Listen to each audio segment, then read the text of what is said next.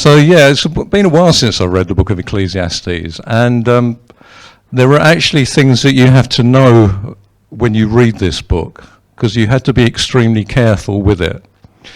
And it's the carefulness that I want to really look at this morning.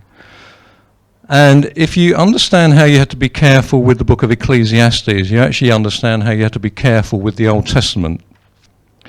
And so we go to the first verse of Ecclesiastes, Ecclesiastes 1 verse 1. And according to the NIV, this is what is said: the words of the teacher, son of David, king in Jerusalem.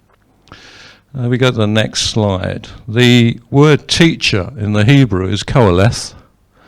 It's the only book in the Bible where this word occurs, so it's unique to the book of Ecclesiastes. And the NIV has chosen to translate it as the word teacher. Other versions tend to translate it as the word preacher. But I think that actually teacher and preacher are not getting an idea of what this book is about, of what this person really is. And actually, I think the message comes very close to giving the definition of this particular word, koheleth. So if we go to the next slide, the message translates it as these are the words of the quester, David's son and king in Jerusalem. And I think that's a very good word to use, a quester. The person who is writing this book is a quester. They're on a search. They're seeking. They're looking. They're discovering. They're on a quest. And they're not about preaching. Teaching is involved. The word can actually mean assembler, an assembler of information. But I think the message is pretty good on that word.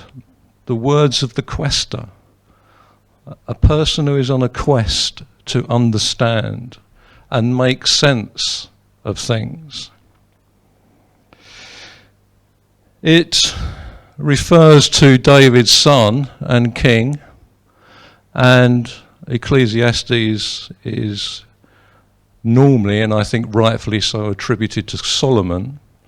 And so we have to know a little bit about Solomon, so his background. If we go into the next slide, which is 2 Chronicles 1, 7 and 10. So Solomon has become king in place of his father David. And on a particular night, God appeared to Solomon and probably gave him one of the most wonderful requests that God could ever give to a human being. You can have whatever you want. And Solomon could have had whatever he wanted. At that point, God would have given it to him. And Solomon's reply is one of those tremendous replies. Give me wisdom and knowledge that I may lead this people. He was king of the Israelites, and what he asked for is wisdom and knowledge in being a good king of the people. Tremendous reply, I think, tremendous answer to God. For who is able to govern this great people of yours? And that's a statement. Who is able to govern such a large group of people? You need wisdom, you need understanding, you need to know how to lead. And that's what he requested of God. And so we're going to 2 Chronicles 1, 11 and 12. Next slide. God said to Solomon, since this is your heart's desire, and you have not asked for wealth, possessions or honor, nor for the death of your enemies, and since you have not asked for a long life, but for wisdom and knowledge to govern my people, over whom I have made you king, therefore wisdom and knowledge will be given to you. And then God says, and I will also give you wealth, possessions and honor, such as no king who was before you ever had, and none after you will have. Solomon was given wisdom that has never been matched. It wasn't matched before, and I don't believe it's ever been matched since. He was given wealth, he was given honor. possessions. And God says, no king before you and no king after you will be able to match you in the wealth and honour and possessions you have. And I don't believe that's ever been matched. Whoever the richest people are in the world today, sultans of Brunei, I don't know, heads of Microsoft, whatever, Russian thingy gomlets, what's the others? I should practice these words. Whoever they are, they do not match Solomon in his wealth, his wisdom, his possessions.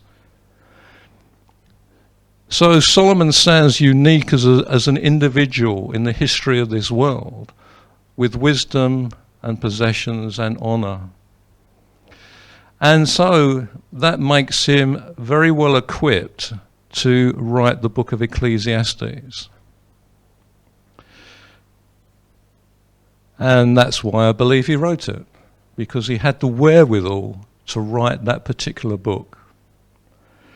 We go to the next slide. Now we come to what I consider to be the dilemma with the book of Ecclesiastes. There's this man, Solomon. He's been given tremendous wisdom, wealth, affluence, power, and he writes this book. And if you're familiar with the book, you'll know what it sort of goes on to write about. But there's a dilemma with this book. And I just want to show you, there's a couple of verses that occur later in Ecclesiastes. You don't need a spiritual head on. You can just look at this and see, well, what's your feeling about these verses? So we come to Ecclesiastes 7, 27, 28. Look, says the quester, the teacher, this is what I have discovered. Adding one thing to another to discover a scheme of things, while I was still searching but not finding. I found one upright man among 1,000, but I did not find one upright woman among them all. Now, being a man, I can say, well, the percentage isn't particularly great for finding upright men, 1 in 1,000. But at least it's in man's favour. When it comes to women, Solomon said he found no upright woman among 1,000. Now, if you're a man, you say, well, the percentages aren't great, but okay. If you're a woman, I would say that's harsh. And so this is the dilemma of Ecclesiastes. He has written this passage, and my first reaction to this is, well, I actually know one upright woman, my wife. Well, hey. Well, no. Yeah. But I would say that, how many are here? 30, 40? There's more upright women here this morning. So Solomon's view that he could not find any upright women among 1,000, I would say, is false. It's a problem. Because I would say that you will find upright women. So there's an issue here. Solomon, by his observation, says, well, I found 1 in 1,000 upright men, and I didn't find any upright women whatsoever. So you have to know something about Solomon. So if we go to 1 Kings 11:3, he, Solomon, had 700 wives of royal birth and 300 concubines, and his wives led him astray. Now, 700 plus 300 gives you 1,000. Solomon's experience of 1,000 women were his wives and concubines.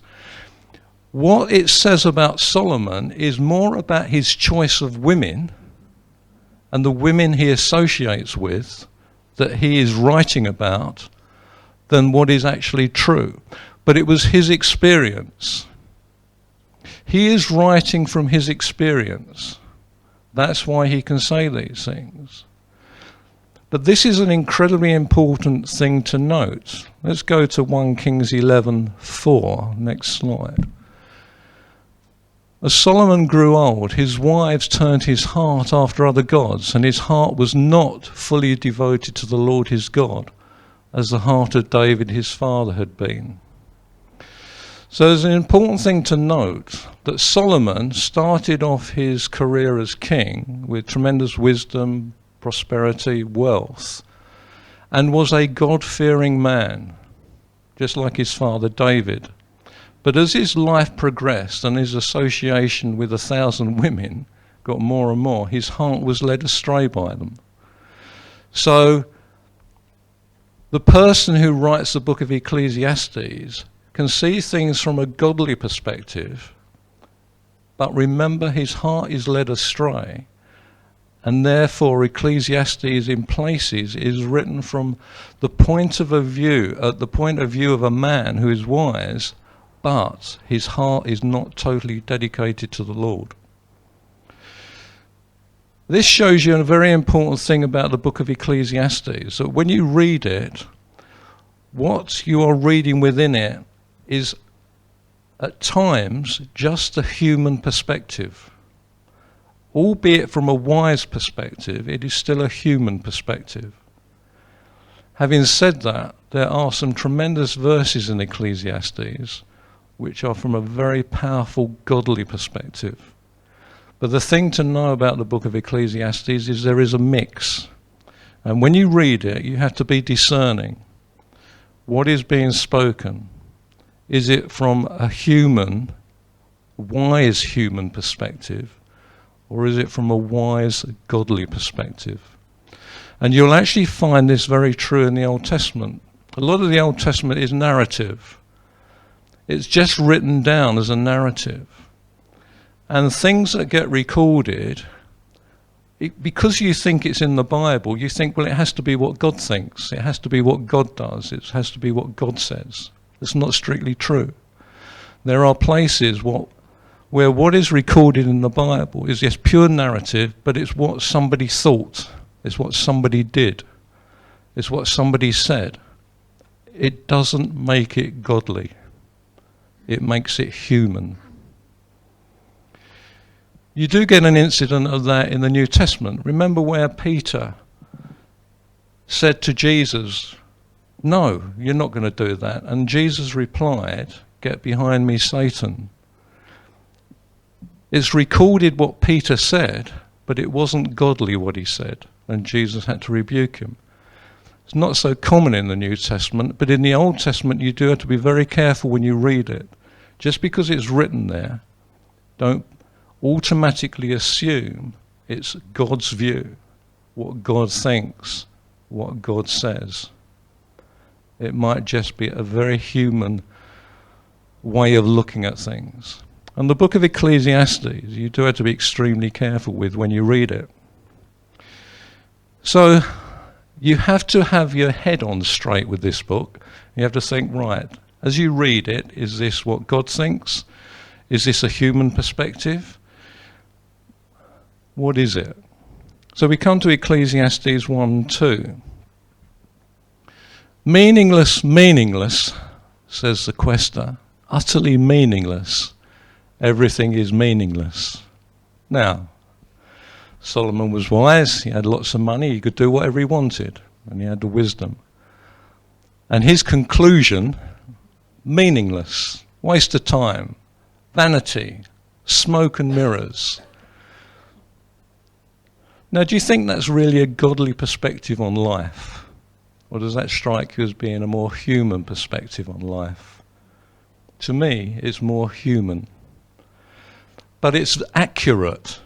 That's the thing, it's accurate. That if you look at life from a human perspective, and this is what Ecclesiastes attempts to do, if you look at it from a human perspective, nothing makes sense. It's meaningless. It is smoke and mirrors. It's vanity. The next slide. Again, Solomon is sort of on this same tack, really. What do people gain from all their labours of which they toil under the sun? Again, this is the point. What's the point of working? What's the point of labouring? What do you get out of it?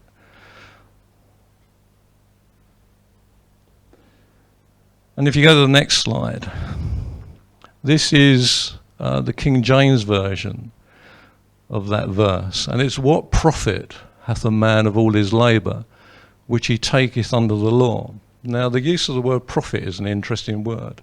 What is profit? Well, from a business perspective, you will have expenditure and you will have income.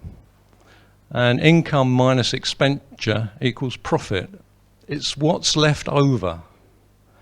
And what Solomon has in view is, when we go about our life doing whatever we do, what is left over? What remains? What is the bit that is sort of, well, spent all this time and energy doing something, but have I gained anything? Has anything been to my or somebody's profit? Has there been anything left over from what I'm doing that's beneficial? And again, that's a very human perspective. But in a sense, what I think Solomon is trying to get at is, there should be profit in what we do in life. There should be something left over. There should be gain, benefit. But how that is achieved, Solomon questions, queries, seeks to understand. But a lot of people go about their daily lives, and yet actually, what do they gain from it? At the end of time, often many people die without actually having achieved anything of worth. No profit, nothing left over in their life, no legacy. Come, live, go. That's it. And if we go to the next slide in Ecclesiastes 1:4. Generations come and generations go, but the earth remains forever. And that's very true. People come, they're born, they live, they die. But the earth,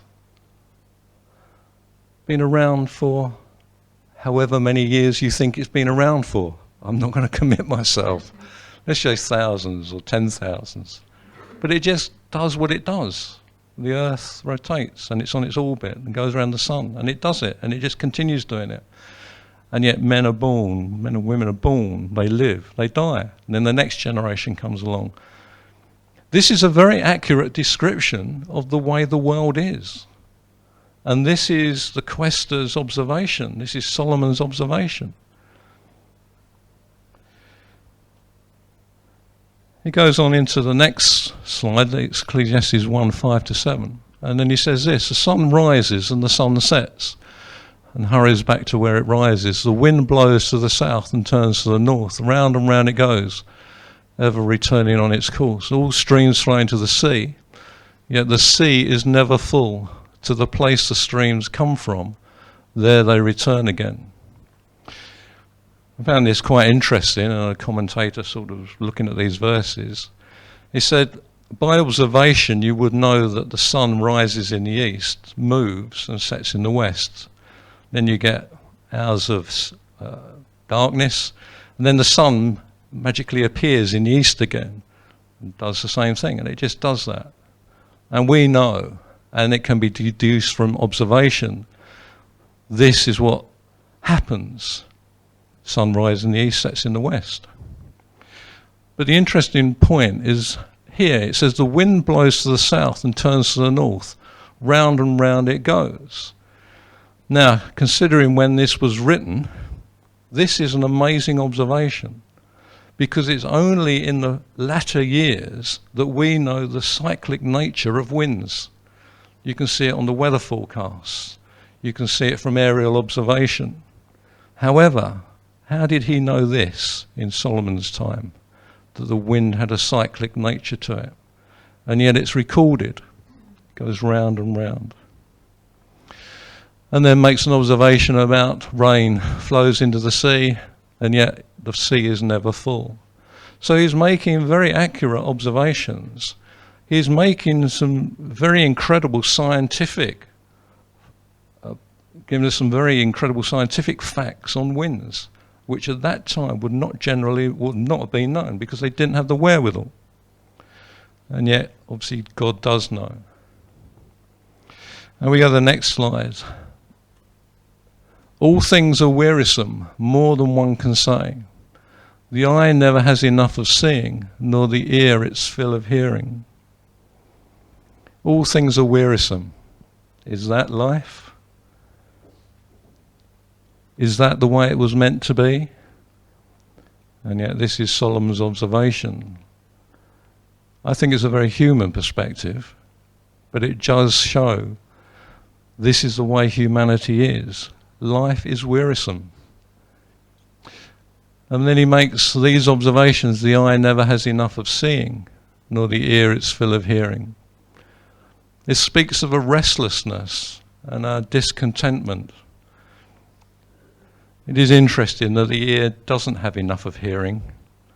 How comes people were continually listening to gossip? Can't get enough gossip. How accurate that statement is. The ear never has its fill of hearing. It always wants to hear more.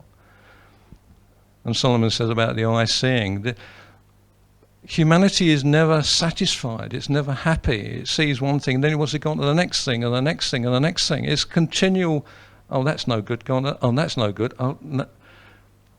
It just speaks of discontentment. It just speaks of, as Solomon talks about, a chasing after the wind. They're chasing dreams, chasing what they can't have. It's impossible. On the human plane, viewed humanly, it's a chasing after the wind, a dissatisfaction. We go to the next slide. What has been will be again. What has been done will be done again. There is nothing new under the sun. Is there anything of which one can say, look, this is something new? It was here already long ago. It was here before our time. And I thought, I read this and I thought, well, you're wrong here, aren't you, Solomon? You know, there are new things. But when I started to think about it, I thought, well, are they new? We've got television and all that. Well, television basically is just entertainment. Well, entertainment's been going since man was created. Man wants to be entertained. Computers. Well, we live in the computerized age. But at heart, a computer is just a very fast mathematical machine. That's all it is. Maths. It just does it very quickly. Well, maths has been around for years and years and years. There's no different. You know, have things moved on? Well, no, we still want to be entertained. Maths is still what goes on. You go to the next slide. This is something that's worth knowing about Ecclesiastes. It's the phrase under the sun.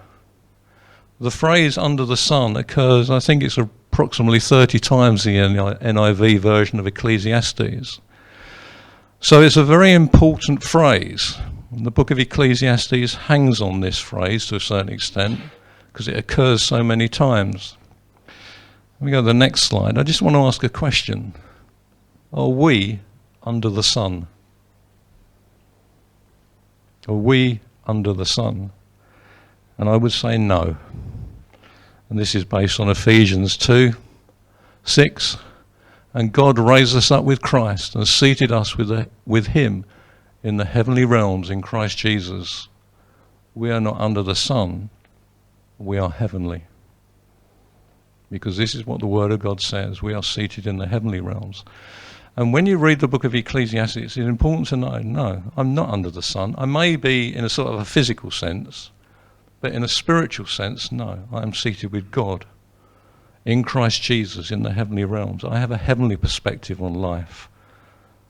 I don't have an under the sun. I'll rephrase that. We shouldn't have an under the sun view of life. We should have a heavenly view of life.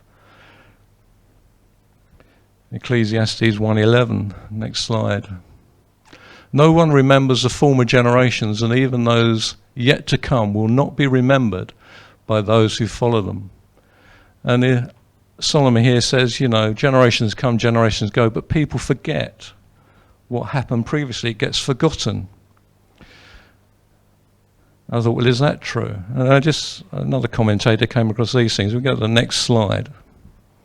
I also found these quite fascinating, actually. These are statues, very big statues, very heavy statues on Easter Island. They're called the Moai.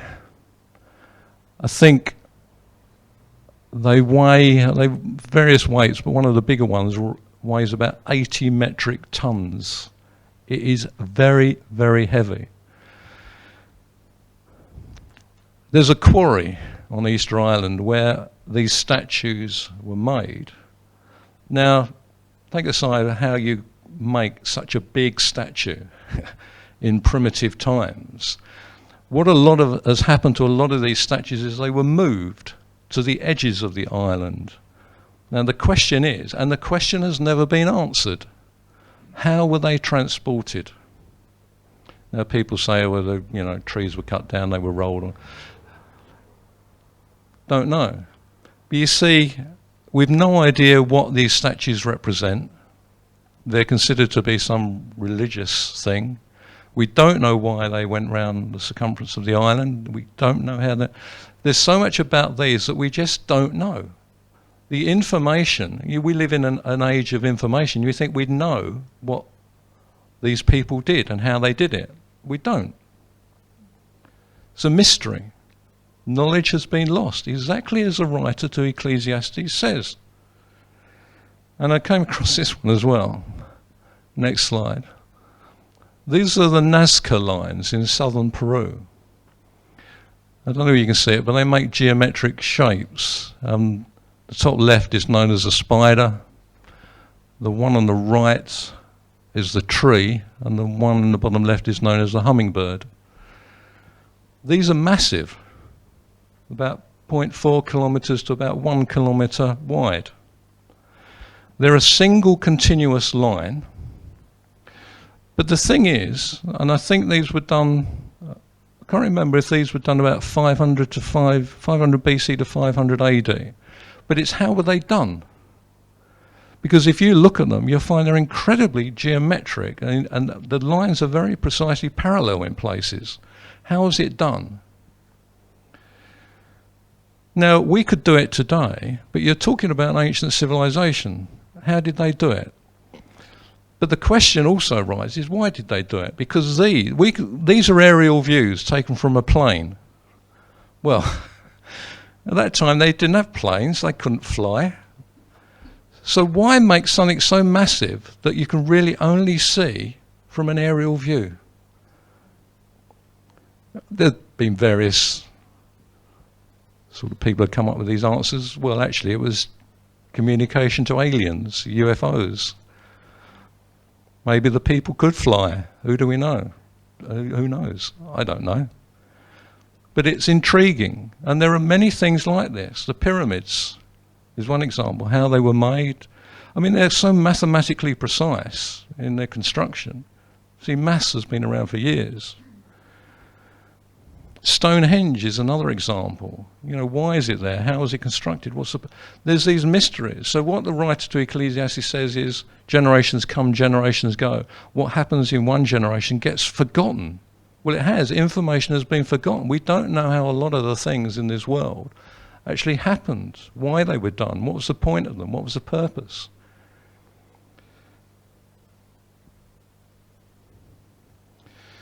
Let me go to the next slide.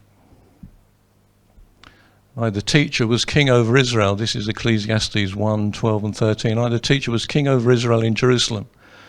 I applied my mind to study and to explore by wisdom all that is done under the heavens.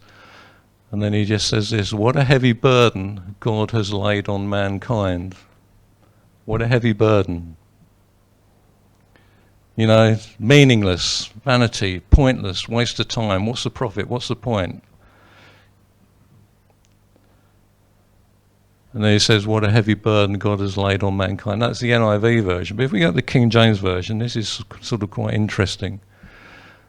The mankind, actually in the King James, it's the sons of man. This sore travail hath God given to the sons of man to be exercised therewith. But the sons of man, there is a phrase, Ben Adam. That's the sons of Adam. And one commentator thought that's not what's being addressed here isn't humanity. It's actually the fallen nature of mankind, the sons of Adam, all those who have the fallen nature. The fallen nature, in a sense, creates this sort of meaningless. It's not as God originally intended it. It's what has become because of the fall. The meaningless has almost come in as a result of the fall. The smoke and mirrors has come in as a result of the fall. And remember, as earlier on, he talks about the earth continues. It continues for years and years and years, but generations come and generations go. And one commentator said how that was a bit of a perversion of the way God originally intended things. Remember that God created things and said it was good, it's good, it's good. But when he created man, he said it's very good. Why is it that what has been created very good comes and goes, but what was only created good continues? There's a perversion there. And this is, in a sense, what Solomon is trying to get to in this book. This is just a preamble to the book of Ecclesiastes, but hopefully it's given you a bit of an insight into how you approach this book